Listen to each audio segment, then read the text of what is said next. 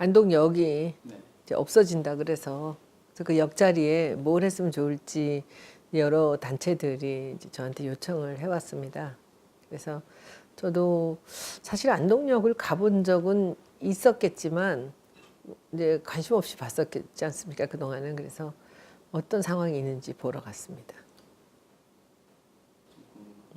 제가 역을 보고 좀 놀란 거는 그 역은 안 큰데 역사는 크지 않은데 선로가 굉장히 많았어요. 그렇게 많은 선로가 있는 역을 처음 봤어요. 그게 무슨 의미일까요? 그게 그 오래돼서 그런가요? 아니면은 여러 곳으로 이제 철도가 많이 지나다니고 있었다라는 그런 거를 느꼈는데 그 우선은 평지고요. 보통 이제 역이 개발이 되면 되게 위에 육교가 생기고 역사가 좀 이렇게 좀 현대적으로 생겨나지 않습니까? 그런데 안동역은 옛날 그대로 있더라고요. 그래서 저는 굉장히 좋았습니다. 뭘 헐지도 않고 뭘 새로 짓지도 않고 그 안동역이라는 그 제목 그대로 그 뭔가를 할 수 있을 것 같다 생각을 했습니다. 선로라는 게 선이잖아요, 선. 직선이 곡선이 되기도 하고 막 이게 겹치기도 하고 그러는데 그 선들이 가장 중요한 그 목침이 또 있고 그래서 그 선들을 그 상징적인 것들은 좀 남겨놓고 그 철길을 따라서 이렇게 꽃들도 심고 놀이터도 만들고 그 철길을 주제로 한 놀이터가 그대로 둔 채로 하면 아주 재밌겠다 생각을 했어요, 저는. 근데 그걸 이제 제가 그렇게 생각으로 하는 게 아니라 이제 전문가들이 모여서 그 철길을 보고 이제 어떻게 생각할까가 저도 궁금합니다. 나중에 기회가 된다면 그런 프로젝트를 이제 전문가들이 모여서 할 때 좀 같이 와서 참관 좀 해보거나 같이 한 자리를 끼고 싶은 그런 마음이 있습니다. 저는 역시 일하는 사람인 것 같아요. 그죠?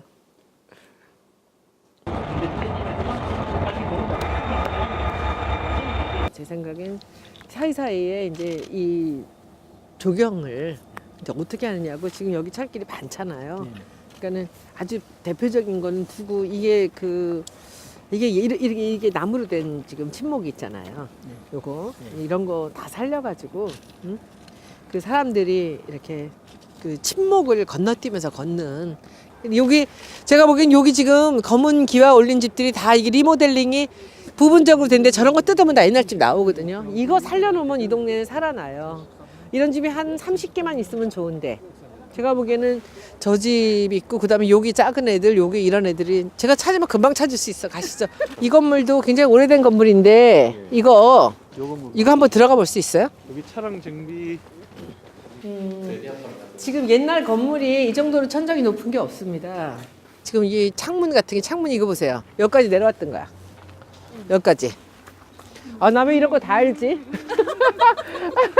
이 창문이 여기까지 내려왔던 거를 이 자른 거야 이렇게. 제가 흡수 저게 지금 생긴 거 자체가 그러니까는 20세기 초반 건축의 아주 대표적인 형태들이에요. 저런 다른 데는 형태가. 원형인데 여기만은 12각형으로 좀 돼 있습니다. 그리고 이제 밑에 문 같은 것도 무쇠로 제대로 만들어가지고 나중에 제가 아주 싸구려를 해놓은 거거든. 그래서 해놓고 이거는 뭐 칠만 잘해놓고 되게 멋있는 건물이 되고 저 안에를 뭐 이렇게 올라가는 뭐 이런 거 해서 진짜 그 뭐 전망대 해도 좋고 너무 좋은데요. 이거 뭐 아주 예술인데 이거.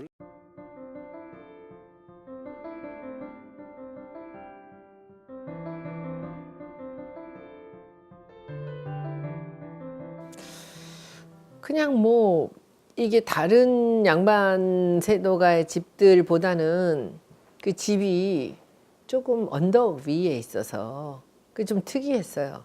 보통은 그 언덕이 있더라도 그 언덕을 파고 이렇게 굉장히 그 아늑하게 만드는데 마치 임천각은 정자같이 이게 물이 내려다 보이는 곳에 굉장히 벌판 같은 곳에 이렇게 있었어요. 이렇게 특히나 이렇게 아늑하지가 않은 곳에 있었어요. 그 이상용 선생 같은 키가 센 분이고 독립운동 하시는 분이 살았으니까 거기서 살았던 게 아닌가.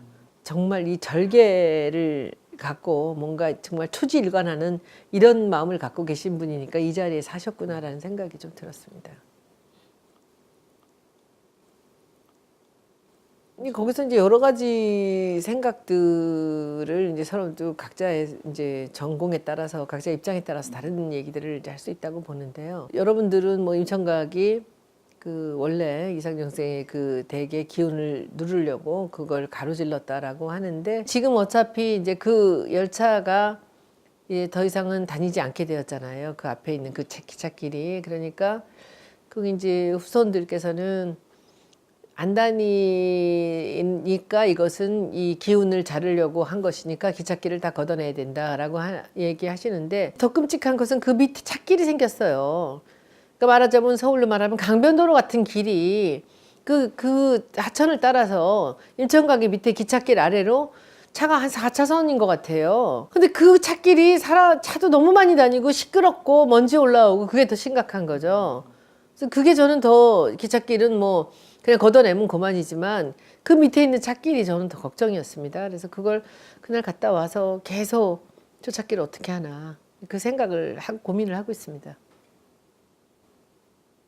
그러니까 도시를 건설하는 게 아니라 도시를 재생한다라는 거는 그 바닥에 기본적으로 이걸 존치시킬 만한 가치가 있는 어떤 본질이 있다는 얘기거든요. 그러니까 도시 재생이라는 말에는 항상 재생할 무엇인가 있어요.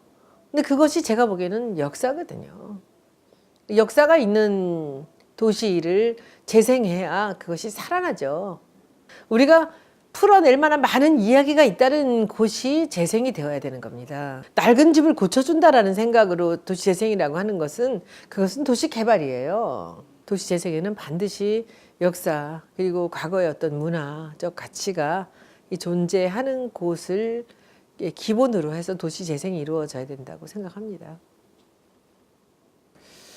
이거는 충돌이 날 이유가 없는 게 국가에서 아무 이유 없이 돈을 주는 거예요. 도시 재생을 하라는 이유 하나로 그 돈이 시에 주는 게 아니잖아요. 군에 주는 게 아니라. 그 돈은 그 지역의 주민한테 주는 돈이에요. 그러니까 거기서 조합을 만들어서 아파트를 지어서 파는 것보다 그 집을 유지하고 갖추고 있었을 때 더 큰 가치가 난다라는 것을 주민들이 알면 이것은 악유가 일어날 일이 없습니다. 그러니까 그 지역에 사는 사람들을 위한 도시재생이라고 저는 생각해요. 그러니까 주민들하고의 이 일이 있을 턱이 없어요. 왜냐하면 이것이 아파트에 조합을 만들어서 아파트를 지어서 팔아먹는 얘기가 아니에요. 도시재생은. 그 지역에 사는 주민을 위해서 아무 이유 없이 그 지역의 정체성을 살리고 역사를 복원해내기 위해서 지역 주민에게 주는 돈입니다. 시장이나 군수님들도 무슨 또 가로등 정비하고 뭐 이런 거 하지 말고 제발 지역에 사는 사람들한테 돈을 줘서 그들이 새로 자기가 사는 주거 환경도 개선하고 그리고 옛날식으로 다시 바꿔나가고 이렇게 했으면 좋겠다 생각합니다. 이번에 문재인 정부에서 주는 도시재생의 그 10조는요. 지금까지 한 번도 있었던 적이 없는 정말 전혀 새로운 돈이거든요.